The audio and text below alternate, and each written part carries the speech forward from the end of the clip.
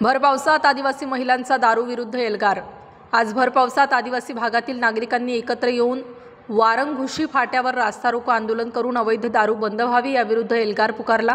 अनेक दिवस पोलिसांना निवेदन देऊनही दारू थांबत नसल्याने शेवटी संतापून भर पावसात आदिवासी भागातील महिला, सरपंच, कार्यकर्ते, नागरिक यांनी 2 तास रास्ता रोको आंदोलन केले।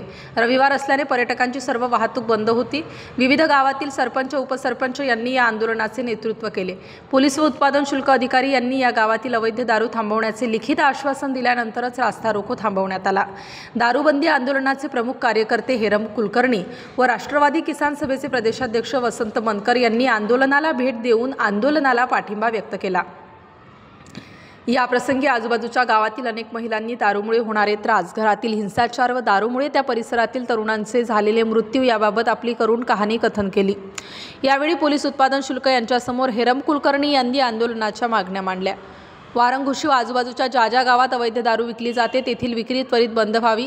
आजपर्यंत जितके गुन्हे या विक्रेत्यांवर दाखल झाले आहेत ते सर्व गुन्हे एकत्र करून त्यांच्यावर तडीपारची कारवाई व्हावी व त्यांच्या उतार्यावर दंड बसवला जावा। ज्या बीट अंमलदाराकडे ही गावे आहेत त्या बीट अंमलदारावर कारवाई करून त्यांची बदली केली जावी। शेंडी भंडारदरा येथील ज्या परवानाधारक दुकानातून ही दारू येते त्या दुकानाचे ऑडिट करून ते दुकान सील करण्यात यावे। त्याचप्रमाणे राजूर हे दारूबंदीचे गाव असल्याने व आदिवासी गावांचे मुख्य केंद्र असल्याने तेथे पोलीस निरीक्षक हे स्वतंत्र पद निर्माण करण्यात यावे।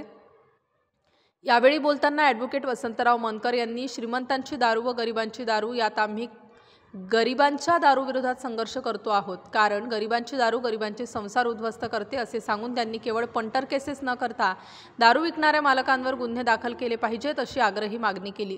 वारंगुशीच्या सरपंच फसाबाई बांडे व उपसरपंच समीर मुठे यांनी जनतेच्या संयमाची परीक्षा पाहू नये, अन्यथा गावागावातील लोक अवैध दारू उद्ध्वस्त करतील असा इशारा दिला। यावेळी उत्पादन शुल्क अधिकारी सहस्त्रबुद्धे व पोलीस उपनिरीक्षक दीपक सरोदे यांनी या गावांमधील अवैध दारू बंद होईल असे लेखी आश्वासन दिले।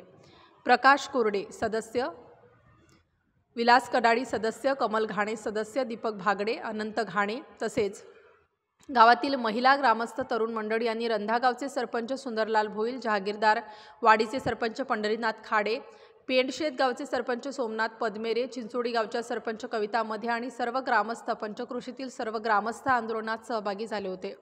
भर पावसात वारंगुशी फाट्यावर महिलांचे अवैध दारू बंद व्हावी म्हणून रास्ता रोको आंदोलन। या गावकरी व महिलांचे अभिनंदन। पोलीस व एक्साइज यांनी दारू थांबवण्याचे लेखी आश्वासन दिल्यावरच आंदोलन थांबले। तहसील, पोलीस व एक्साइजचे अधिकारी व आंदोलनाच्या वतीने हेरम कुलकर्णी व ॲडव्होकेट वसंतराव मनकर, पत्रकार विजयराव पोखरकर, शांताराम काळे सहभागी होते। बऱ्यापैकी दारू काही गावांमध्ये बंद झाली, पण माझी नाराजी आहे की राजूर परिसरातली दारू सरोदे सर थांबत नाहीये। तुम्ही एकही गाडी अजून पकडलेली नाहीये की भंडारदाऱ्याची जी 2 देशी दारूची दुकान आहेत त्या दुकानातून दारू येते। दारू कुठून येते हे सगळं माझं पाठ झालंय। घारगावून या ठिकाणी दारू येते, भंडारदाऱ्याच्या दुकानातून दारू येते। एक्साइजच्या अधिकाऱ्यांना मला असं म्हणायचंय की तुम्हाला काय एवढं मुश्किल आहे ते भंडारदाऱ्याचे दुकान सील करणं? आज जाऊन तुम्हाला स्टॉक चेक केला तर आता त्याच्यामध्ये त्रुटी जाणून आता तुम्ही ब्रीच केस करून एक्साइजला तुम्ही कलेक्टरकडे, आम्ही त्याचा पाठपुरावा। भंडारदाऱ्याची 2 दुकानं जर तुम्ही बंद केली, ब्रीच केस केल्या तर हिंमत नाही परत या गावात त्यांची दारू द्यायची। दारू काय आकाशातून येत नाही किंवा पाताळून येत नाही, ती एक्साइजच्या लायसन परवाना असलेल्या दुकानातून येत असते। आणि म्हणून घारगावून येणारी दारू, राजूरला भंडारदाऱ्याची येणारी दारू आणि संगमनेर येणारी दारू हे 3 स्पॉट फक्त एक्साइजने बंद करावेत आणि पोलिसांनी त्या ठिकाणी जाऊन दारू थांबवावी, एवढीच फक्त आमची इच्छा आहे। आणि मी पुन्हा एकदा सांगतो की कायदा तोडण्याच्या बाजूचे आम्ही नाहीत। मी स्वतः आल्यापासून पीआयला 3 फोन केलेत की लोक रखडलेत, लवकरात लवकर हे आंदोलन मिटलं पाहिजे, कारण आम्ही त्या वृत्तीचे नाहीच आहोत कोणी लोक। पण ही वेळ का आली याला तुम्ही जबाबदार आहात, गावकरी जबाबदार नाही। आणि रस्त्यावरचं शेवटचं आंदोलन असेल, या बायकांच्या संयमाची परीक्षा पाहू नका। लिंगदेवमध्ये अशाच आदिवासी महिलांनी दारूची दुकानं फोडली, याच विरगाव फाट्याला अशीच दुकानं फोडली, पिंपळगावला फोडली। कायदा हातात घेण्याचे मी समर्थन करणार नाही, पण लोक असं का करतात? तुम्ही जर इथून पुढे दारू थांबवली नाही तर याच बायका हे जे 3 दारू विकणार आहेत त्यांच्या घरातले खोके रस्त्यावर पडून याच रस्त्यावर तुम्हाला फुटलेल्या बाटल्या दिसतील आणि याला तुम्ही जबाबदार असाल हे तुम्ही लक्षात घ्या। आणि म्हणून दारू जर खऱ्या अर्थाने थांबवायची असेल तर या हे गाव पूर्ण दारूमुक्त झालं पाहिजे।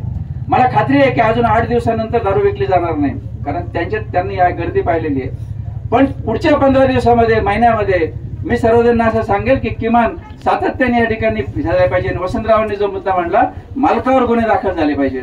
तुम्ही असं म्हणताय की त्या दुकानदारावर 22 गुन्हे दाखल आहेत, मग तो तडीपार का नाही आजपर्यंत? आज राजूरचे जे दारूवाले आहेत ते तडीपार का होत नाहीत?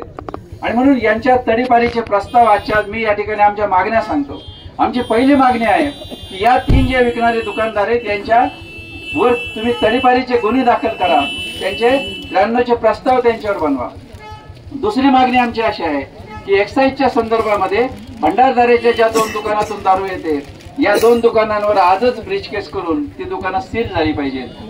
तिसरी मागणी, भंडारदऱ्यावर येणाऱ्या गाड्या रात्री चेक पॉइंट बनवून घाटामध्ये रंध्याच्या ठिकाणी या पोलिसांनी त्या बाटल्या पकडल्या पाहिजेत. आणि चौथी मागणी अशी की दारूच्या आदिवासी भागामध्ये ज्या ज्या ठिकाणी विकली जाते त्या ठिकाणी तुम्ही काय करणार हे लिखित आश्वासन आम्ही दिलं पाहिजे.